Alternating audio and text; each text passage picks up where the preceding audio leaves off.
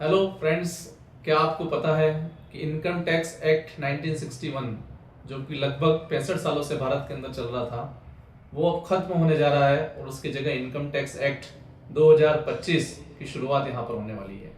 अगर नहीं पता है तो ये वीडियो आपके काम का हो सकता है। जी हाँ, मैं हूँ सीए प्रीतेश कुमार जैन और बात कर रहा हूँ मैं आज एक अहम परिवर्तन की, जो कि इनकम टैक्स के अंदर होने जा रहा है।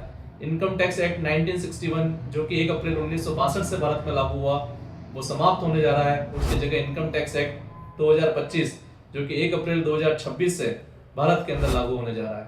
इनकम टैक्स एक्ट 1961 के अंतर्गत 47 चैप्टर्स थे, जिनको रिप्लेस करके 23 चैप्टर्स में कन्वर्ट किया गया।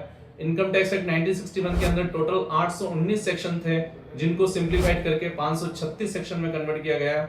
इनकम टैक्स एक्ट 1961 के अंदर 5.12 लाख शब्द थे, जबकि इनकम टैक्स एक्ट 2025 के अंदर 2.60 लाख शब्द यहाँ पर रखे गए हैं। इनकम टैक्स एक्ट 1961 के अंदर 1200 प्रोविजो और 900 एक्सप्लेनेशन को भी रिमूव किया गया है। तो कुल मिलाकर इनकम टैक्स एक्ट 1961 को काफी सिंप्लीफाइड करके इनकम टैक्स एक्ट 2025 के अंदर वहां पर लाया जा रहा है। ये तो वक्त ही बताएगा कि उसको कितना सिंप्लीफाइड किया गया। लेकिन आज एक बात कर रहा हूं मैं बिजनेसमैन के लिए, जो कि एक महत्वपूर्ण सेक्शन है इनकम टैक्स एक्ट 1961 के अंदर, section 44 AD, section 44 AD, section 44 ADA और सेक्शन 44 एई, इन सबको रिप्लेस करके नया सेक्शन जो इनकम टैक्स एक्ट 2025 के अंदर आएगा, वो सेक्शन 58 आपका वहां पर होगा। जी पुनः मैं रिपीट कर रहा हूं, 44 को जो रिप्लेस कर रहा है सेक्शन 44 एडी को, वो सेक्शन 58 के नाम से जाना जाएगा।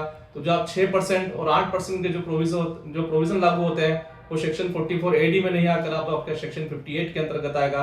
लगभग सारी चीजें वो की वही वहां पर रखी गई है, लेकिन जो सबसे महत्वपूर्ण जो चेंजेस है कि सेक्शन 58 ये कहता है कि यदि आप 6% और 8% की यदि आप प्रॉफिट डिक्लेयर करते हो, तो उसमें किसी भी प्रकार का लॉस सेट ऑफ नहीं कर सकते हो। तो आपको इस बार आईटीआर भरते हुए यह विशेष ध्यान आपको वहां पर रखना पड़ेगा। इसी प्रकार से हम इनकम टैक्स एक्ट 2025 के नए प्रोविजंस के बारे में एक एक करके हम आपसे यहाँ पर चर्चा करेंगे। धन्यवाद।